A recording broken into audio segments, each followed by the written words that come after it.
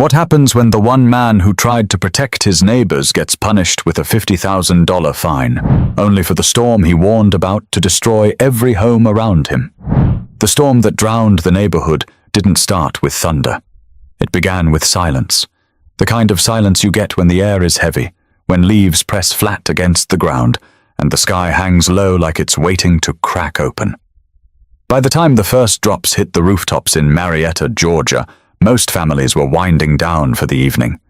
Kids were finishing homework, parents were flipping through the evening news, and no one had any idea that water would soon be pushing through their basements, soaking their furniture, and swallowing their streets. But one man did have an idea. He had warned them for months. His name was Clinton Dorsey, a 44-year-old husband and father who worked as a maintenance supervisor at a manufacturing plant in Cobb County. He wasn't a man who sought attention.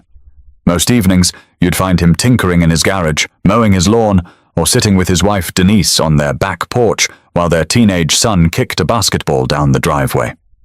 But Clinton had learned one thing in the 15 years he lived on Magnolia Trace Drive. The storms were no joke. Season after season, water tore through the slope behind his yard like a runaway train. It carried mud, debris, and gallons upon gallons of rainwater straight into his garden. More than once, he and Denise had to bail out their basement with buckets because the runoff pushed its way under the door. Clinton wasn't the only one dealing with it either. He had watched his neighbor 2 doors down, Shirley Ramos, scramble to build makeshift trenches with cinder blocks just to keep her tomatoes from drowning. So Clinton did what he thought was both smart and necessary. He built a modest earthen dam at the edge of his property. Nothing fancy, just dirt, gravel, and a retaining wall that redirected the surge and slowed it down. It wasn't high enough to be dangerous, but it was strong enough to stop the chaos. For the first time in years, his backyard stayed dry, his garden thrived, and the basement floor didn't need mopping after every storm. Neighbors noticed. Some even thanked him quietly. Shirley brought over a peach cobbler and said, "Clinton, you've saved me this summer. My plants are finally surviving." Another neighbor, Frank Ellery, stopped him at the mailbox and said, "I don't know what you did back there, but it sure beats the mess we used to deal with." But not everyone saw it that way. The Homeowners Association had rules, pages and pages of them, buried in binders and PDFs that most residents never bothered to read. But Geraldine Kavanaugh, the HOA president, lived for those rules. A retired real estate broker in her late 60s, Geraldine prided herself on keeping Magnolia Trace orderly and attractive. She was known for sending notes about trash cans left out too long or garden flags that didn't match the neighborhood's aesthetic standards. To her, Clinton's dam wasn't a solution, it was an unauthorized alteration that threatened the uniform look of the subdivision. One humid Saturday morning, Geraldine appeared at Clinton's front door with a clipboard in hand. Denise happened to answer first. "Good morning, Mrs. Kavanaugh," she said politely, already sensing the tension. "I'll get straight to the point," Geraldine replied, her tone clipped. "Your husband has constructed something at the rear of your property that violates the association's landscaping regulations." Clinton stepped up behind his wife, crossing his arms. "It's not landscaping. It's protection. That dam is stopping water that nearly destroyed my basement last year." "That's not the issue, Mr. Dorsey," Geraldine said, pursing her lips. "Structures like that require HOA approval. You never submitted a request." "This isn't optional," Denise frowned. "So you'd rather our home flood again just because of paperwork?" Geraldine didn't flinch. "Rules are rules. If we let one homeowner do as they please, everyone will. Then what happens to property values?" Clinton held her gaze, calm but firm. "What happens to property values when half the houses on this street are waterlogged?" For a moment, Geraldine hesitated, but only for a moment. Then she shifted her weight, scribbled a note on her clipboard, and said, "You'll be hearing from the board." With that, she walked off the porch. Denise exhaled sharply, muttering, "She's going to make this ugly." Clinton shook his head. "She already has." But Clinton had no idea how far Geraldine was willing to take this, and that's where the real fight began. Magnolia Trace wasn't a fancy neighborhood, but it carried a kind of pride. Rows of two-story brick homes lined the winding streets, each with its own mailbox painted black to match the others. Yards were trimmed, driveways swept, and families often waved as they passed one another. People weren't rich, but they worked hard for what they had. Clinton liked it for that reason. Ordinary folks raising kids, saving for college, and trying to keep their homes looking decent. Still, like many neighborhoods with an HOA, there was an invisible line that divided the residents. Those who thought the rules protected them, and those who thought the rules controlled them. Clinton usually didn't care much about HOA business. He paid his dues, kept his lawn mowed, and minded his own. But Geraldine Kavanaugh? She was different. She wasn't just the president. She was the enforcer. After her husband passed away, she filled her days with neighborhood matters. Some people respected her for keeping things organized. Others whispered that she took the job too seriously. On Sunday mornings, when families headed to Mount Zion Baptist Church down the road or the smaller Presbyterian church near the park, Geraldine could be found walking Magnolia Trace with her clipboard. She checked gutters, fences, and even noted the types of flowers people planted. Once she fined a young couple because their shutters were painted a shade of blue not listed in the HOA paletot. "Geraldine acts like she's running Buckingham Palace," Frank Ellery once told Clinton with a laugh. But beneath the joke, Clinton sensed real frustration. Clinton's wife Denise often said, "That woman isn't happy unless she's telling somebody what they can't do." And now, with the dam in question, Geraldine seemed to have found her biggest battle yet. It didn't take long for the whispers to start. At the small playground near the subdivision's entrance, parents gossiped while kids climbed the jungle gym. "Did you hear about the dam?" one woman asked. "Apparently Geraldine's coming after Clinton." Another replied, "Honestly, I'm glad he built it. My yard doesn't flood anymore." But others weren't so supportive. "If he wanted to build something like that, he should have followed the rules," muttered a man named Trevor Langley, a mid-level accountant who always seemed more worried about resale values than people's lives. "If one person gets away with it, what's next? Sheds in the front yard?"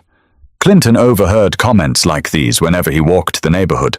He didn't like confrontation, but he also refused to be shamed for protecting his home. One evening, as he was rolling his trash bin to the curb, Shirley Ramos approached him. "Clinton, I just want you to know, I think what you did was smart. That storm last spring nearly washed out my whole vegetable bed. This year, not a drop. Don't let her bully you." He appreciated Shirley's support, but he also knew Geraldine had allies, and allies with power. The tension came to a head at the next HOA meeting, held in the subdivision's small clubhouse. Folding chairs filled the room, neighbors fanning themselves with printed agendas. Geraldine stood at the front, hair perfectly styled, glasses perched at the tip of her nose. Beside her sat two other board members, Janice Pruitt and Harold Green, who often followed her lead. Clinton took a seat near the back, arms crossed, trying to stay calm. Denise sat beside him, whispering, "Don't let her get under your skin." Geraldine began with announcements, trash pickup schedules, community yard sale dates, before moving briskly to unauthorized property modifications. Her voice sharpened. "We have received reports of a structure built on Mr. Dorsey's property. This construction was not submitted for review, nor approved by the board. It violates Section 8B of the landscaping guidelines." Clinton stood up before she could go further. "With all due respect, Mrs. Kavanaugh, that so-called structure is protecting my home and others around me. Everyone here knows the flooding we've dealt with." A murmur rippled through the room. Some nodded, others frowned. Geraldine adjusted her glasses. "Rules exist for a reason. If each homeowner does whatever they please, the character of this neighborhood will collapse." "That dam isn't hurting anyone," Clinton said firmly. "It's helping." "Ask Shirley." "Ask Frank. Ask anyone who lives downhill from me," Shirley spoke up, timid but clear. "He's right. My yard used to flood every time it rained. Since he built it, I've had no problems." Geraldine's expression stiffened. "This is not a matter of convenience. It's about procedure. We cannot allow exceptions." Denise leaned forward, her voice sharp. "Exceptions? You'd rather see people's homes ruined than admit this dam is useful?" The room grew tense. Geraldine tapped her pen against the podium. The board will deliberate.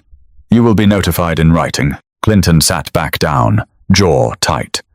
He had spoken his truth, but he could feel which way the wind was blowing. Geraldine wasn't budging. But Clinton didn't know the decision had already been made behind closed doors. The day after the meeting, Clinton walked to the back of his yard and stood at the dam, staring at it like it was an old friend under threat. It wasn't much to look at, just a carefully packed mound of earth reinforced with stones and a small retaining wall he'd built by hand. But to him, it represented peace of mind. It represented the nights he didn't have to stay up with towels pressed against the basement door. His son, Terrell, came out with a basketball tucked under his arm. "Dad, you think they're really gonna make you take it down?" Clinton sighed, rubbing the back of his neck. "I don't know, son." "But Mrs. Kavanaugh, she doesn't let go of things easy." Terrell bounced the ball once against the patio and shrugged. "Seems dumb to me. You helped everybody. Why would anyone want to mess with that?" Before Clinton could answer, Shirley Ramos leaned over the fence, holding a basket of cucumbers from her garden. "You hear anything yet?" "Not yet," Clinton replied, "but I expect a letter soon." She handed him the basket. "Well, just know you've got people on your side. If they try to fine you, I'll speak up again." "Appreciate that," Clinton said with a tired smile. That afternoon, the letter came. A crisp white envelope with the HOA's letterhead. Inside, a violation notice, a $50,000 fine, and a demand that the dam be removed within 30 days. Denise read it aloud at the kitchen table, her voice trembling with disbelief. 50,000? Clinton, that's outrageous. That's more than we've got saved for Terrell's college fund. Clinton pressed his hands against his forehead. "They're trying to break me." That's what this is. The following week, neighbors began stopping Clinton in the street, some with sympathy, others with curiosity, and a few with open judgment. Frank Ellery caught him by the mailbox. "I heard about the fine, man." "That's insane. They can't expect you to pay that." "They can expect it," Clinton said bitterly. "Doesn't mean I can afford it." "You ought to fight it. Take them to court," Frank suggested. But another voice chimed in, Trevor Langley, standing nearby in his pressed polo shirt. "Court? For what? He broke the rules. We all signed the same bylaws when we moved in. Why should he get a pass?" Clinton turned to him slowly. "Because it was keeping your basement dry too, Trevor. Or did you forget the storm 2 summers ago when your carpet had to be ripped out?" Trevor bristled. "That's not the point. The point is, rules are rules." Clinton didn't bother arguing further. He walked back to his porch, his shoulders heavy, his wife's eyes following him with quiet worry. Later that night, Clinton and Denise sat at the kitchen table long after Terrell had gone to bed. Papers were spread out. Bills, savings account balances, letters from the HOA. "We could get a lawyer," Denise suggested, though her voice held little conviction. Clinton shook his head. "Lawyer fees alone would drown us before we even got to court. They know that. That's why they find people like this. They want to scare you into giving up." Denise reached across the table, squeezing his hand. "What are you going to do?" He looked down at their joined hands, then out the window where the dam sat, hidden in the dark. "What choice do I have? If we don't take it down, they'll put a lien on the house. We could lose everything." The next weekend, Clinton started dismantling the dam. It was slow, painful work. Each shovelful of dirt felt like undoing hours of protection he had built. Sweat dripped down his face as he pulled out the stones one by one, tossing them aside. Shirley watched from her fence, her face etched with disappointment. "This is wrong, Clinton. Everyone knows it's wrong. I don't have the money to fight them," he said quietly, barely lifting his eyes from the ground. Frank came over too, offering a hand with the heavy lifting. "I hate this man." "You don't deserve it." Clinton forced a tight smile. "Appreciate the help, but this is the only way to keep a roof over our heads." By sundown, half the dam was gone. Clinton stood on the muddy patch, shovel in hand, staring at what was left. He felt stripped, like something more than dirt had been taken from him. Denise walked out with 2 bottles of water. She placed one in his hand and whispered, "One day, they're going to regret this." Clinton didn't answer, but deep down, he feared she might be right. But neither of them realized just how soon that day would come. By the time the next HOA meeting rolled around, word about Clinton's fine had spread through every cul-de-sac. People who had never cared about neighborhood politics suddenly had an opinion. Some said Geraldine had gone too far. Others whispered that Clinton should have known better. Either way, the clubhouse that evening was packed tighter than it had been in years. Clinton didn't want to go. He told Denise, "What's the point?" They've already decided. Denise looked him straight in the eye. "The point is, if you're not there, they'll talk about you like you don't exist. At least let them see your face." So he went. He sat near the middle this time, not hiding in the back, not eager for the front row either. He wanted to be seen, but not cornered. Denise sat beside him, her hand gripping his arm for support. Terrell stayed home, too young for politics but old enough to know his father was carrying a burden. Geraldine stood at the front like always, papers neatly stacked in front of her, glasses perched low on her nose. She wore her favorite red blazer, the one she always brought out for important meetings. On her left was Janice Pruitt, quiet as usual, and on her right, Harold Green, who cleared his throat every few minutes as if preparing to say something, but never did. After rattling off updates about landscaping contracts and the Neighborhood Watch program, Geraldine adjusted her glasses and said, "Next on the agenda. Enforcement of property modifications. Specifically, the matter concerning Mr. Clinton Dorsey heads turned." The air in the room thickened. Clinton rose before she could continue. "Look, I'm not going to drag this out. You all know why I built that dam. You've seen the storms. You've seen the flooding. For the first time in years, my basement stayed dry. And not just mine. Shirley's yard didn't flood. Frank's didn't either. I didn't build it to cause trouble. I built it to protect my home, and honestly, yours too." A murmur rolled through the crowd. Shirley raised her hand timidly. "He's right. That dam helped me. My cucumbers survived because of it." Frank chimed in louder. "I don't care what the rules say, Geraldine." The man was doing what needed to be done. $50,000? That's robbery. Geraldine tapped her pen sharply against the podium. "This is not about sympathy. This is about procedure. We cannot allow residents to build unauthorized structures, regardless of intent. Imagine the chaos if everyone started throwing up walls and dams. Property values would plummet." Clinton leaned forward, his voice steady but charged. "You keep talking about property values, Geraldine. But what happens when water runs through living rooms? You think buyers are going to pay top dollar for houses with flood damage?" That sparked more noise, some people agreeing, others siding with Geraldine. Trevor Langley stood up, his voice clipped. "Mr. Dorsey, with all due respect, you should have asked first. That's the way things work here. We all follow the same rules." Denise shot back. "He didn't have time to wait for one of Geraldine's committees. Our basement nearly collapsed last year. Were we supposed to sit around and let it happen again?" Janice Pruitt finally spoke up, her tone soft but firm. "The board is responsible for keeping standards. If we bend once, where does it stop?" Clinton turned toward her. "It stops when people use common sense, when they see a neighbor trying to stop a problem instead of making one." For a moment, silence fell. Neighbors looked back and forth between Clinton and the board. The tension was thick enough to cut with a knife. Geraldine finally straightened her papers and said, "The decision has been made. The fine stands. The dam must be fully removed within 30 days. Failure to comply will result in legal action." A gasp ran through the crowd. Frank shook his head in disbelief. Shirley muttered under her breath, "This is madness." Clinton stayed standing, staring at Geraldine. He could feel his pulse hammering in his temples, but his voice stayed calm. "So that's it? Months of flooding, damage, sleepless nights, and you still want me punished for fixing the problem?" Geraldine's expression didn't change. "The rules are clear, Mr. Dorsey. We can't play favorites." Clinton let out a slow breath. "Then you're not protecting this neighborhood. You're protecting your clipboard." The room erupted. Some clapped, others groaned. Geraldine banged her gavel, demanding order, but the order was gone. The neighborhood was split, and everyone knew it. Denise tugged at Clinton's arm, whispering, "Let's go.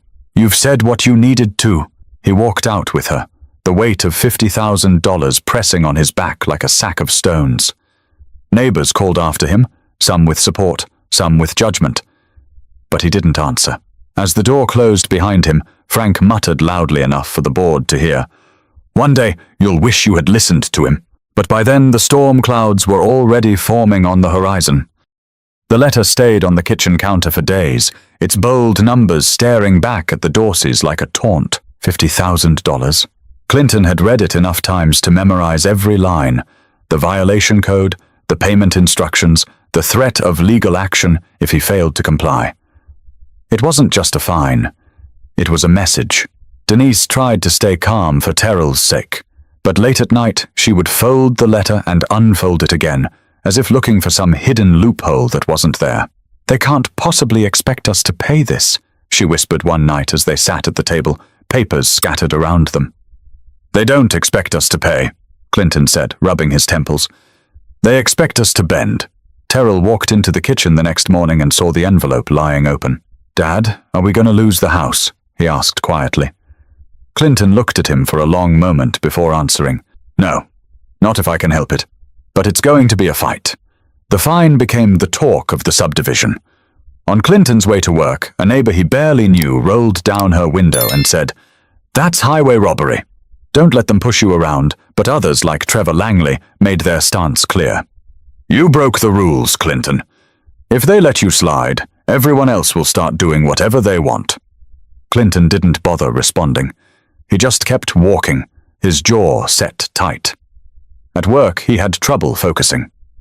His supervisor, Marcus Denton, pulled him aside after noticing his mistakes. "You okay, Clint? You don't seem like yourself." Clinton hesitated, then explained the situation. Marcus shook his head. "That's brutal. Man, sometimes these HOAs think they're above the law. Have you talked to a lawyer?" "I can't afford one," Clinton said. "They know that. That's why they slapped me with a fine I can't fight." Marcus sighed. "I've got a cousin who deals with real estate law. I'll get you his number. Maybe he can give you some advice without draining your bank account."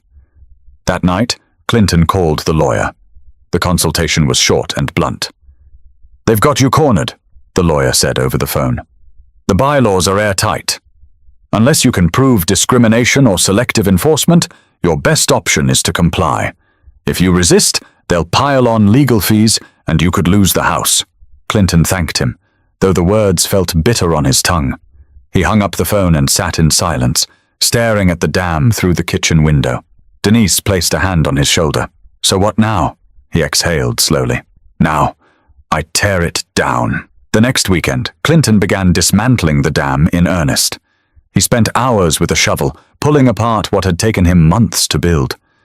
Dirt caked his boots, sweat stung his eyes, and with each stone he removed, he felt like he was peeling away his own protection, his own dignity.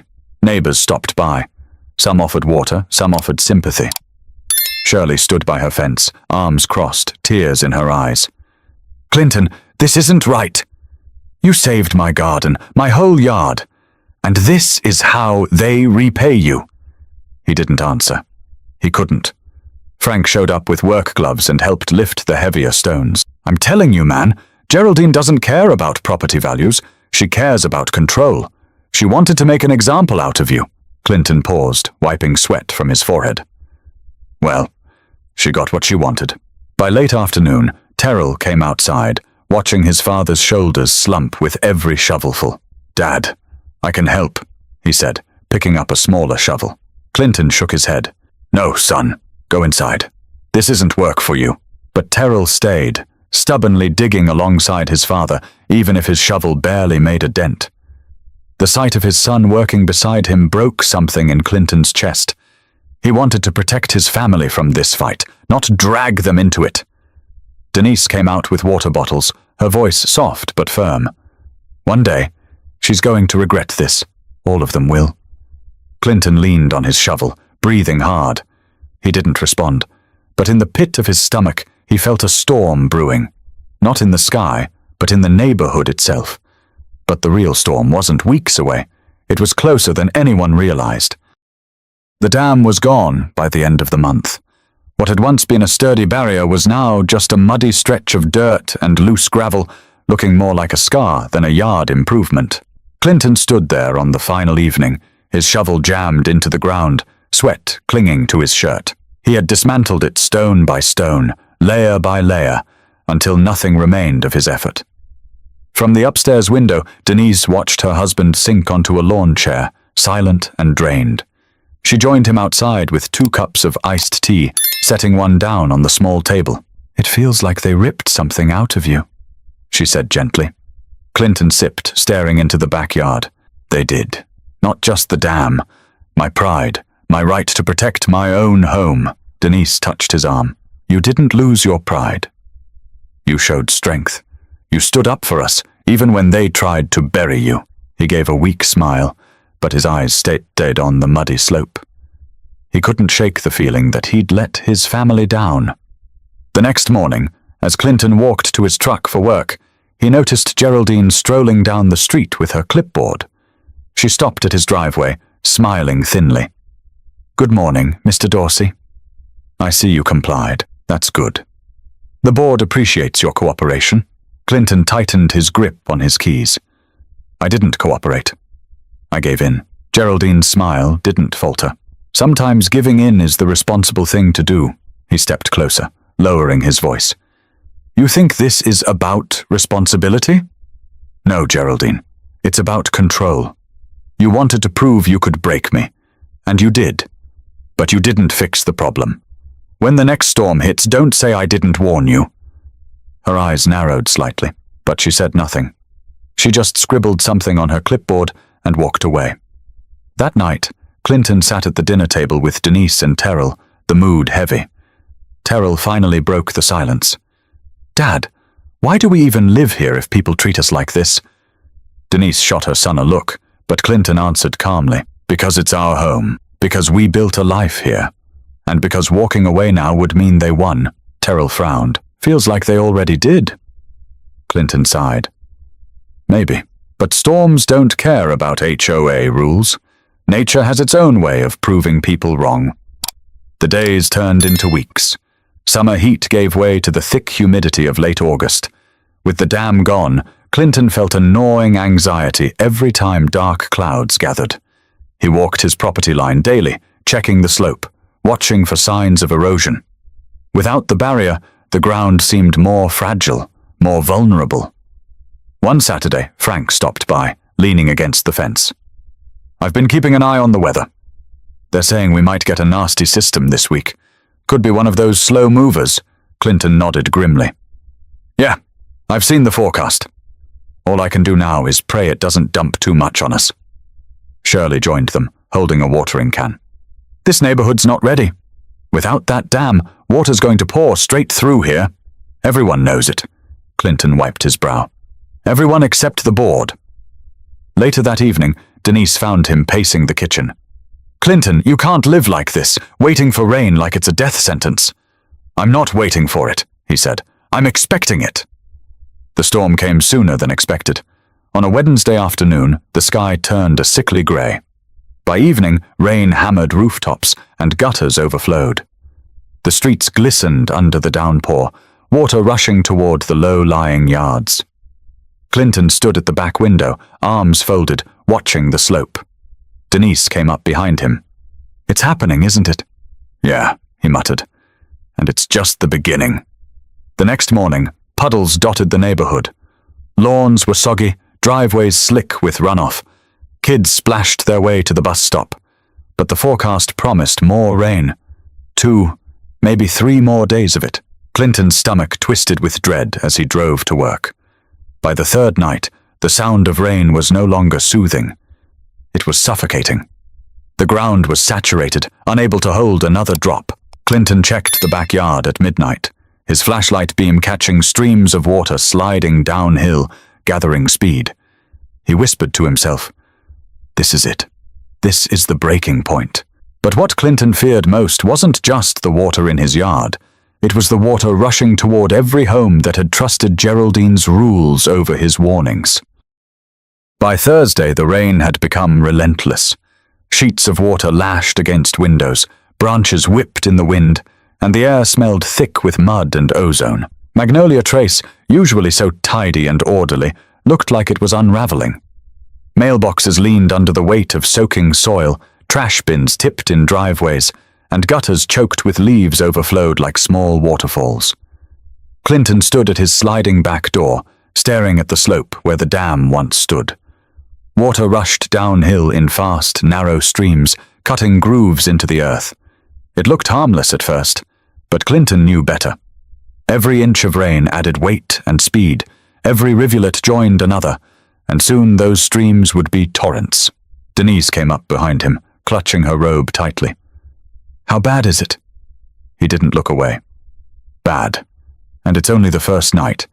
Across the street, Frank was dragging sandbags from the trunk of his SUV. Clinton jogged over through the rain to help him. "You weren't kidding," Frank shouted over the roar of the storm. "This thing's a monster." Clinton grabbed a sandbag, slinging it against Frank's garage door. "The ground's too wet already. If it keeps up like this, we're in trouble." "Tell that to Geraldine," Frank muttered. They worked in silence for a few minutes, the rain soaking through their clothes. Then Shirley came running out of her house, umbrella flipping inside out in the wind. "Clinton! My backyard's turning into a swamp. It's pouring straight through where your dam used to be."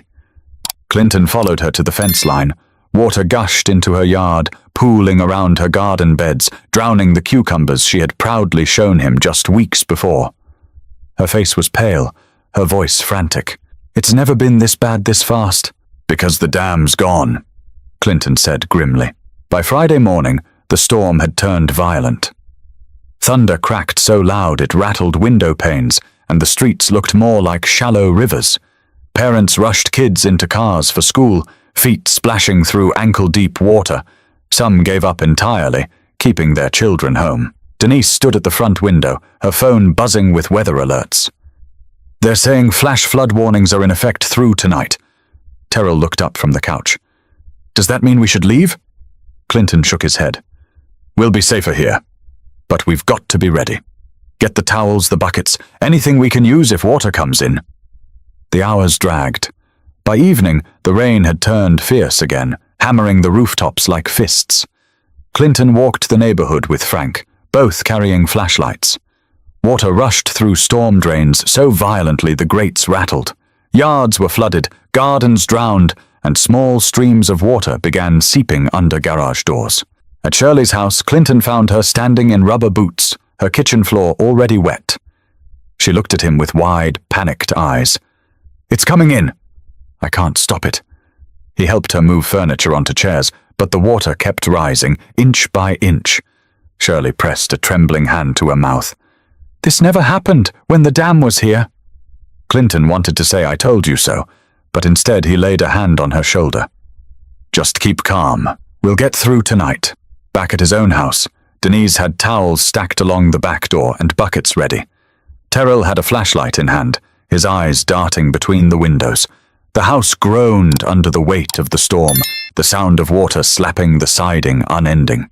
Clinton sat at the kitchen table, drenched from his walk. He dropped his flashlight and leaned forward, his elbows on the table, face in his hands. Denise poured him a cup of coffee, her hand shaking slightly as she set it down. "This is exactly what you warned them about," she whispered. He looked up, his face lined with exhaustion. "And they still don't get it." By midnight, the power flickered, then went out completely. The house plunged into darkness, the storm outside roaring louder without the hum of appliances to muffle it. Flashlights and candles lit up rooms in weak yellow glows. Through the window, Clinton saw water spilling across the street, sweeping over driveways, creeping closer to doorsteps. He could already picture what was coming. Basements filling, cars stalling, families scrambling. He turned to Denise and Terrell, his voice low and steady. "Stay close tonight. It's about to get worse." But no one in Magnolia Trace was prepared for how quickly worse was about to arrive. By dawn on Saturday, Magnolia Trace didn't look like a neighborhood anymore. It looked like a floodplain. The storm had refused to let up, pounding the subdivision with wave after wave of rain. Streets disappeared beneath rushing water, lawns turned into shallow lakes, and driveways were slick with mud. The smell of wet earth mixed with gasoline from stalled cars that had been abandoned overnight. Clinton stood at his front window, his jaw tight, watching the chaos spread. Across the street, Frank's sandbags had held for a while, but now water pushed around them, slipping through cracks and spilling into his garage. 2 houses down, Shirley's backyard was gone, completely swallowed under a sheet of brown water. Her vegetable garden, the pride she had nurtured all summer, was nothing but floating debris. Denise pulled back the curtain, her face pale. "Clinton, look at the Reynolds house." The Reynolds lived on the lowest part of the street. Water had already reached their porch, waves lapping against the steps. Their dog barked frantically from inside, the sound muffled by the storm. Mr. Reynolds was wading waist-deep in water, trying to carry sandbags that seemed laughably small against the flood. Clinton grabbed his raincoat. "I'm going over there." Denise caught his arm. "It's too dangerous. They need help," he said firmly, pulling free. Outside, the water was cold, rushing against his legs with surprising force. He slogged through, his flashlight beam cutting across the murky current. "You got to get upstairs," he shouted to Reynolds, who was soaked and shivering. Reynolds shook his head, clutching another sandbag. "If it gets in, everything downstairs is gone." "It's already gone," Clinton yelled back. "Save your family, not the carpet." For a second, Reynolds froze, then dropped the bag and nodded. He turned and ran inside, scooping up his barking dog as his wife and kids hurried up the stairs. Clinton fought his way back to his own house, every step heavier than the last. By the time he reached his porch, Denise was waiting with towels. She helped him inside, her hands trembling. "They're okay," he told her, "for now." But it wasn't just the Reynolds. Dozens of families were scrambling. Cars floated crooked in driveways, mailboxes leaned under the surge, and storm drains spat water back like geysers. The very system that was supposed to protect Magnolia Trace had collapsed. Inside their living room, Terrell pressed his face to the window. "Dad, it's everywhere." "It's like the street turned into a river." Clinton crouched beside him. "That's exactly what it is, son. A river with nowhere else to go." Meanwhile, Geraldine Cavanaugh was pacing her own living room, her clipboard abandoned on the counter. Water had already seeped into her pristine carpet, and she frantically stuffed towels against the door. Janice Pruitt's basement filled knee-deep before dawn, and Harold Green's brand-new SUV sat stalled in his driveway, water halfway up the tires. The neighborhood that had once prided itself on order and neatness was falling apart before their eyes. Around noon, a group of residents gathered on the higher ground near the clubhouse. Clinton trudged up the slope to join them. Faces were drawn, eyes wide with disbelief. Shirley clutched her soaked sweater around her shoulders, whispering, "I told them." "We all told them." Frank pointed to the flooded yards below. "This is exactly what the dam was stopping." "And now look." The crowd turned as Geraldine arrived, her shoes muddy, her red blazer drenched. She tried to speak with authority, but her voice wavered. "We'll contact the county. We'll request emergency drainage crews." Clinton stepped forward, his voice cutting through the noise. "It's too late for that. The damage is already done. You wanted that dam gone. You wanted to make me the example. Well, here's your example." A murmur rippled through the group. Some nodded in agreement, others looked away, ashamed.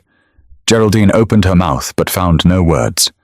She had preached rules for years, but now those same rules had left the neighborhood sinking. Clinton's clothes clung to him, heavy with rain and mud, but his voice was steady. "This wasn't about me. It was about protecting all of us. And now you're all paying for a decision that never should have been made." No one argued, not even Trevor Langley, who stood in the back with his arms crossed, staring at the flooded street in silence. The storm raged on, and as the water climbed higher, Magnolia Trace faced the truth together. The dam hadn't been the problem. Losing it had. But the aftermath would prove that the flood was only the beginning of the real reckoning. When the rain finally broke on Sunday morning, Magnolia Trace looked like a war zone. Water receded slowly, leaving behind mud, branches, and piles of debris that clung to fences and cars. Lawns were gouged with deep ruts where the current had carved through, flower beds buried under layers of silt. The air smelled of mildew and gasoline. Families stepped out of their homes like survivors emerging from bunkers. Some carried cameras to document the damage for insurance claims. Others simply stood on their porches, staring in disbelief at what had once been a clean, orderly subdivision. Clinton walked down Magnolia Trace Drive, boots squishing in the mud. Neighbors nodded at him as he passed. Not with judgment this time, but with something closer to respect, or maybe shame. Shirley hurried toward him, her sneakers caked with sludge. "Clinton, my whole kitchen floor is ruined. The cabinets are swelling already. I can't believe this happened." Her voice cracked. He placed a hand on her shoulder. "I warned them, Shirley. We all did." A few houses down, Frank stood in his garage, tossing soaked boxes into a growing pile at the curb. "Lost half my stuff," he muttered when Clinton joined him. "Tools, camping gear, all destroyed. But hey, at least Geraldine kept her rules intact." His laugh was bitter, hollow. Clinton helped him haul out another box. Inside were old family photos, their corners curling from water damage. Frank stared at them, his jaw tight. "This neighborhood used to mean something to me. Now I can't even look at it the same way." As the day wore on, residents gathered in small clusters to talk. The same conversations repeated again and again. Insurance claims, cleanup costs, frustration with the HOA. Geraldine eventually showed up near the clubhouse, her usual confidence gone. Her blazer was gone too, replaced by a raincoat stained with mud. She cleared her throat and tried to address the crowd. "We'll need to coordinate with the county for cleanup efforts. I'll contact emergency services." But she was cut off by a voice from the back. "Save it, Geraldine!" someone shouted. "This is on you!" Others joined in. "You forced him to take down the dam! You cared more about bylaws than our homes!" Geraldine's face tightened. "We followed procedure." Frank stepped forward, his voice booming. "Procedure doesn't keep water out of my garage. That dam did. And you tore it down." All eyes turned to Clinton, standing quietly among the group. He hadn't planned to speak, but the silence pressed on him until he did. "This flood wasn't just nature. It was neglect. You had a chance to listen, and instead, you punished me. Now look where we are." The crowd murmured in agreement. Even Trevor Langley, who had defended the rules at every turn, stood with his arms crossed, saying nothing. Geraldine looked from face to face, searching for support, but found none. Her authority, once unquestioned, now felt paper-thin. Later that afternoon, Clinton returned home to find Terrell and Denise dragging ruined carpet out of the basement.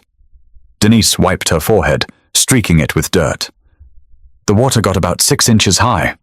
Could have been worse, but it's still a mess." Clinton grabbed one end of the carpet and helped haul it to the curb. "We'll fix it. We'll rebuild. But they can't keep doing this to us." That evening, the neighborhood held an impromptu meeting near the clubhouse. This time, Geraldine didn't preside at the podium. Residents stood in a circle, muddy and exhausted, their clothes smelling of mildew and rain. People vented. About costs, about insurance, about being ignored. Finally, Frank turned to Clinton. "You should speak for us." "You were the only one who saw this coming." Clinton shook his head. "I don't want to run an HOA. "It's not about running it," Shirley insisted. "It's about making sure people like Geraldine don't ruin it again. We need someone who'll listen, not just enforce." Clinton looked around the circle. Faces met his with expectation, desperation even. For the first time since the flood began, he felt the weight shifting, not just onto him, but toward him. He raised his voice so everyone could hear. "I'm no politician. I'm just a man who wanted to protect his home. But if you want me to stand up for common sense, for fairness, then I'll do it. Not for me, for all of us." The circle erupted in quiet applause, tired hands clapping, voices murmuring support. Geraldine stood at the edge, her face pale, her clipboard dangling uselessly at her side. But Clinton knew this wasn't the end of the fight. It was just the beginning of rebuilding both the neighborhood and the trust that had been washed away. In the days that followed, Magnolia Trace became a neighborhood of tarps, dehumidifiers, and insurance adjusters. Pickup trucks lined the streets, their beds filled with ruined carpet, warped furniture, and boxes of soggy belongings. Piles of debris sat at the edge of driveways like monuments to the storm's destruction. Clinton worked shoulder to shoulder with his neighbors, hauling, scrubbing and sweeping. He helped Shirley rip out her swollen kitchen cabinets, lent Frank his shop vacuum for waterlogged corners, and checked on the Reynolds kids while their parents met with contractors. It wasn't about favors anymore. It was survival, and survival required everyone to pull together. Geraldine, however, was nowhere to be seen. She kept to her house, curtains drawn, phone calls ignored. For years, she had been the voice of authority. Now, she was a ghost. One evening, a week after the rain had stopped, neighbors gathered again outside the clubhouse. This time there were no folding chairs, no podium, no gavel, just men and women standing in a loose circle, wearing work clothes streaked with mud, their faces tired but determined. Frank spoke first. "We can't let this happen again. If we don't make changes, the next storm will ruin us completely," Shirley added. "We need leadership that puts people over paperwork." All eyes turned to Clinton. He shifted uncomfortably, rubbing his palms together. "I'm not the kind of man who craves power," he said. "But I do care about this place. My family lives here, just like yours, and I can't stand by while rules matter more than roofs, while control matters more than safety." A murmur of agreement rose from the group. Denise stepped forward, her voice steady. Clinton never asked to be the example, but he was, and what happened to him happened to all of us. If you want someone to speak for you, to fight for common sense, then you already know who that person is. Clinton looked at her, then at Terrell, standing tall beside her. He thought about the dam, about the nights spent building it, about tearing it down with his son by his side. He thought about the storm, the neighbors wading through water, the fear in Shirley's eyes, the bitterness in Frank's voice. Finally he nodded. "All right. If you want me to step up, I will.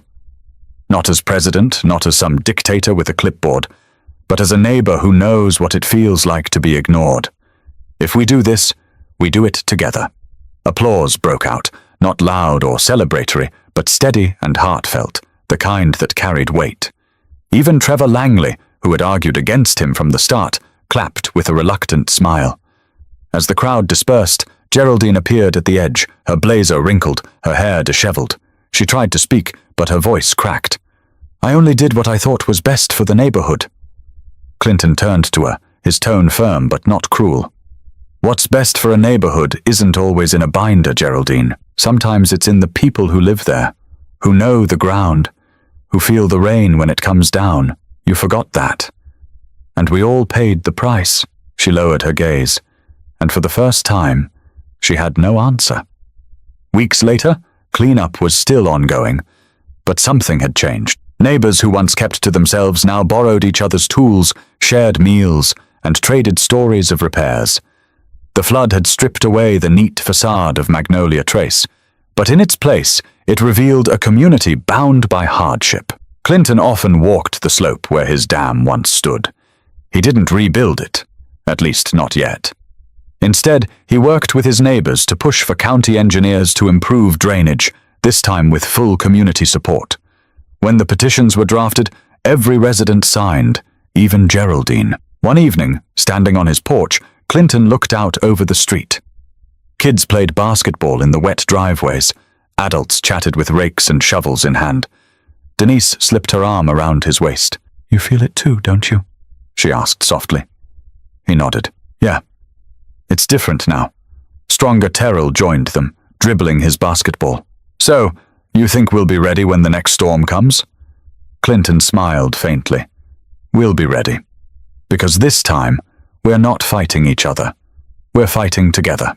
And that was the lesson Magnolia Trace carried forward. Rules may matter, but people matter more. When disaster comes, it isn't bylaws or fines that hold a neighborhood together. It's compassion. It's listening. It's the courage to stand up even when you're standing alone. So if you're watching this, remember Clinton's story. Don't ignore the voices that warn of danger. Don't silence the ones who see what others refuse to. Because sometimes The very person you try to tear down is the one holding the line for everyone else. If you believe stories like this carry lessons we all need to hear, make sure you subscribe for more.